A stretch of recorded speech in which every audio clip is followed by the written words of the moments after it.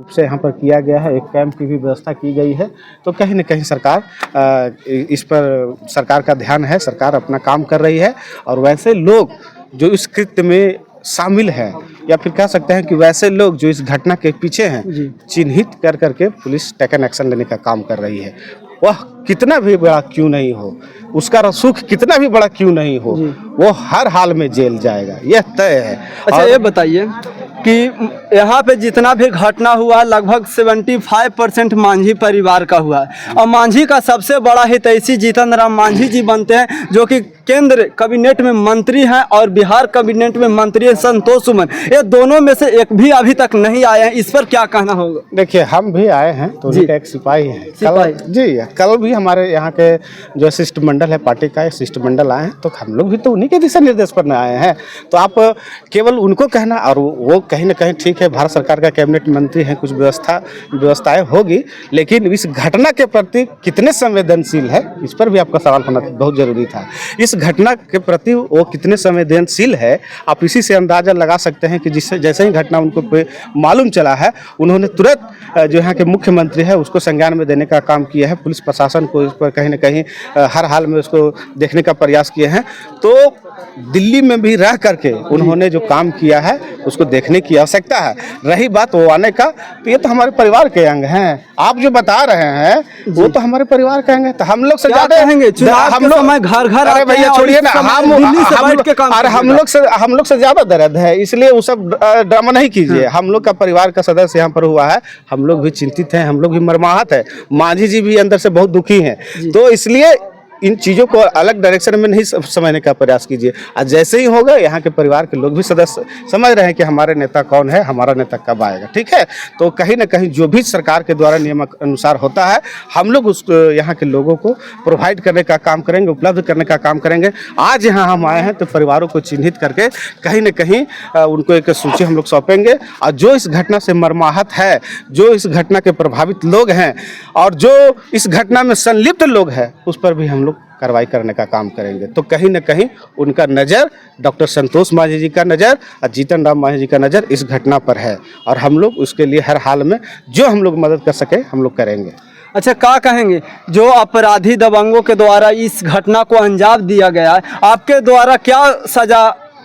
हम तो पहले ही बोल दिए हैं आपको कि वह कितना भी बड़ा रसूखदार हो, कितना भी बड़ा पैरवी करने वाला हो, कितना भी बड़ा बिल्डिंग में रहने वाला हो, यह नीतीश की सरकार है, खोज के लाएगी। सुनने में आया है कि कुछ लोग जैसे कहीं न कहीं इस तरह का कृत्य में शामिल है, इनको उजाड़ने का प्रयास किए हैं, जघन्य अपराध किए हैं। तो आपके माध्यम से हम कह देना चाहते हैं कि तो अब कहाँ भी जाके छिप जाइएगा, पुलिस आपको हर हाल में ढूंढ के लाएगी। क्या पुलिस ढूंढ के लाने से आप जेल भेजवा दीजिएगा तो इस व्यक्ति को इंसाफ मिल जाएगा उससे? देखिए, हम तो पहले भी कह चुके हैं कि जो इस तरह का घटना हुआ है, इनके दुखों को कभी कम नहीं किया जा सकता है। जो इनके साथ हुआ है, हमारी पूरी संवेदना इनके साथ है। हम कभी नहीं कह सकते हैं कि हम लोग इनके जो पुरानी खुशी है, हाँ, लेकिन जो इस घटना के पीछे है, जिस तरह से जो लोग इनसे दबाने का काम किया है, सताने का काम किया है, डराने का काम किया है, कहीं न कहीं इस तरह का जो घटना में संलिप्त है, वैसे लोग पर तो कार्रवाई तय है। एक निजी जिंदगी जीने के लिए, समान जिंदगी जीने के लिए रोटी, कपड़ा, मकान, 3 चीज़ होना बहुत ज़रूरी है। उसमें शिक्षा भी होना ज़रूरी है, लेकिन 3 चीज़ के बिना कुछ भी नहीं हो सकता। ये तीनों चीज़ में से तीनों चीज़ छीन लिया गया है। आप यहाँ पर नहीं देख सकते, देखिए तो इस घर में ब्लैक बोर्ड नहीं लगा हुआ है। कभी जब मौका मिले ना तो जरा सा जाकर दिखवा लीजिएगा। यहाँ का हमारे बच्चे हैं, हमारे भाई बंधु लोग हैं, इसमें रहते हैं, पढ़ाने का भी काम करते हैं, काम करने भी काम करते हैं। तो यहाँ पर तो पढ़ाई का भी हम लोग व्यवस्था किए हुए थे कि हमारे बच्चे यहाँ पर पढ़ेंगे, कम से कम आगे बढ़ेंगे। रही बात जीवन की मूलभूत जरूरतों का, रोटी, कपड़ा और मकान का, बहुत तो हम कहेंगे कि भाई यहाँ की काफ़ी स्थिति दयनीय है।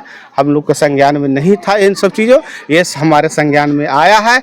हर हाल में इनकी जो कमी है उसको हम लोग पूरा करने का काम करेंगे। अभी बारिश का मौसम है, बारिश अगर जो होना चालू हो जाएगी तो यहाँ के लोग जो 30 से 35 लोग के घर में आग लग गया, वो व्यक्ति कहाँ जाएंगे, कहाँ रहेंगे? देखिए, हम तो अभी व्यवस्था जी इनके लिए हम पहले भी कह चुके हैं। एडीएम की यहाँ पर नियुक्ति हुई है। बगल में आप देख रहे होंगे वाटर प्रूफ टेंट पंडाल यहाँ पर बनाया गया है, अस्थायी कैंप।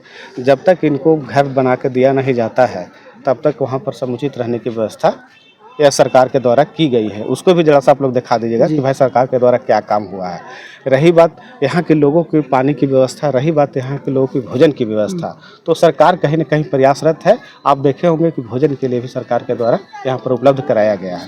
तो जो यथासंभव है हम लोग करने का प्रयास कर रहे हैं। जैसे ही परिस्थितियाँ अनुकूल होगी, हम लोग इन लोग परिवारों को चिन्हित करके जो भी नियमानुसार सरकार के द्वारा होता है, हम लोग हर संभव इसको धरातल पर उतारने का प्रयास करेंगे। अच्छा, आप लोग धरातल पर उतारने का प्रयास करेंगे। इस घटना के बाद अगर जो इस घटना के पहले ध्यान दे देते, प्रधानमंत्री के द्वारा इंदिरा आवास योजना के तहत कॉलोनी दिया जाता है, अभी तक एक भी नहीं मिला है, और इतना बड़ा घटना होने के बाद भी अल्टीमेट दिया जा रहा है। क्या विश्वास करें कि लोग मिले? क्या अल्टीमेटम दिया जा रहा है? मतलब कि मिल जाएगा मकान बनाने के लिए? अल्टीमेटम क्या दिया जा रहा है, सुनो बताइए। आप बोल रहे हैं ना कि मकान बनाने के लिए इन लोगों के मिलेगा राहत पैसा। हम तो बोलते हैं परिवार को चिन्हित 1,05,000 रुपये तो जिलाधिकारी महोदय दिए हैं। हम तो तत्काल रहते हैं, यहाँ पर कह रहे हैं, बता रहे हैं कि मात्र 5,000 का चेक मिला है। अरे भाई आप उसको देखिए, जरा सा पता कर लीजिए सही। यहाँ के जो महिला थी उन्हीं को मुँह से मैं सुना हूँ कि 5,000 का मात्रा। आप जरा सा जिलाधिकारी महोदय से भी संपर्क कर लीजिए, वो भी जरूर कर लेंगे, समझे। तो लोगों को कहीं न कहीं दिया गया है और वैसे परिवारों को चिन्हित किया है जिनका काफ़ी क्षति हुआ है। वैसे देखिए वो खुद महिला बोल रही है कि 1,05,000 मिला है, देखिए बोल रही है ना, तो आप थोड़ा सा अपने ज्ञान को भी सही कर लीजिएगा। हो सकता है कुछ लोग अलग अलग बात से बोलते हैं, तो सब लोग हैं और हम लोग सरकार कहीं न कहीं प्रयासरत है कि जीवन सामान्य हो, अनुकूल हो, और हम लोग इस घटना को प्रति कभी संवेदना व्यक्त करते हैं। यहाँ पे थे जो सारे आपके परिवार हैं, आप ही ने बताया कि मेरे परिवार है। आपके पार्टी के तरफ से, आपके सिर्फ पार्टी के तरफ से क्या आप घोषणा कर रहे हैं देने के लिए कुछ? हम तो बोल रहे हैं ना, हमारे नेता जब खुद स्वयं चल के आ रहे हैं तो वही करेंगे कुछ, उन्हीं के मुखार बिंदु से। और हम तो कह रहे हैं कि एक शिष्टमंडल कल ही यहाँ के लोगों से मुलाकात करके गई है, जो चीजें हैं सरकार के नियमानुसार हम लोग उसको प्रोवाइड करने का काम किया है। और आज हम फिर आए हैं परिवारों को चिन्हित करते हुए। माननीय राष्ट्रीय अध्यक्ष डॉक्टर संतोष मांझी और हमारे केंद्रीय मंत्री आदरणीय श्री जीतन राम मांझी को हम लोग सूचित करेंगे और तत्काल रूप से जो हो सके यथासंभव हम लोग मदद करेंगे। अच्छा, यहाँ की जमीनों के बारे में बताएंगे कि यहाँ की जमीन है जो सरकारी है या प्राइवेट? देखिए इस पर हम विशेष नहीं जाना चाहेंगे। देखिए कहीं ना कहीं जो घटना हुई है, कुछ लोगों का कहना है कि इस जमीन पर टाइटल सूट चल रहा था, कुछ लोगों का कहना था कि नहीं, कोई व्यक्ति है जो आरोपित है वो इस पर, उनका जो लड़का है वो मैंने एग्रीमेंट वगैरह किया था इनको खाली कराने के लिए। तो सबसे पहले इन संदर्भों को समझना होगा, कि जो जमीन की बात हो रही है वह बिहार सरकार है। अगर बिहार सरकार है तो क्या इन लोगों को परमाना निर्गत किया है? अगर बिहार सरकार नहीं है, टाइटल सूट चल रहा है, तब पर भी किसी भी व्यक्ति को कानून को हाथ में लेने का अधिकार नहीं है। अगर किसी व्यक्ति को टाइटल सूट में यह जमीन है, अगर उसकी निजी रहती जमीन है या फिर उसका अपना जमीन है, तो वह सरकार के माध्यम से, उसको प्रशासन के माध्यम से खाली कराने का काम करेगी। लेकिन हमारे जो भाई हैं, गरीब परिवार के हैं, निरीह परिवार के लोग हैं, जो सही से बोल नहीं पा रहे हैं, अपनी बात को रख नहीं पा रहे हैं, इतने कमजोर कड़ी के लोग हैं, उनको इस तरह से आग लगा करके, उनको डरा के, सता के, मारपीट करके और कहीं न कहीं कानून को अपने हाथ में लेकर के इस तरह का कृत्य करना जघन्य अपराध है। वैसे लोगों को सचेत होने की आवश्यकता है और वैसे लोगों के ऊपर पुलिस प्रशासन कार्रवाई करेगी हर हाल में। आज नहीं तो कल वो जेल जाएगा, यह तय है। इस घटना का मुख्य आरोपी कौन है? देखिए पुलिस प्रशासन के अनुसार कई व्यक्तियों का नाम आ रहा है। अगर आप देखेंगे तो 14-15 व्यक्तियों का नाम आ रहा है और पुलिस प्रशासन के द्वारा जो सूची दर्ज की गई है, आरोपित किया गया है, उनकी सूचियों को आप देखेंगे तो कई ऐसे नाम आए हैं। हम नामों को नहीं पढ़ पाए हैं, आप देख लेंगे तो 15-16 व्यक्ति का नाम आया है, जिसमें अनुसूचित जाति के भी कुछ व्यक्ति हैं और कुछ ज्यादातर पासवान व्यक्ति बताया जा रहा है। वो सब हमको जानकारी नहीं है कि कौन इस घटना में शामिल है, ठीक है। लेकिन हम स्पष्ट रूप से अपराधी का कोई जाति नहीं। बिल्कुल। लेकिन हम इस घटना में जो कृत्य में शामिल है, चाहे कोई भी व्यक्ति हो, वह चिन्हित हो गया है, कार्रवाई उस पर तय है। चलिए, बहुत बहुत धन्यवाद, आपने अपना कीमती वक्त दिया हमें। जय हिंद, जय बिहार।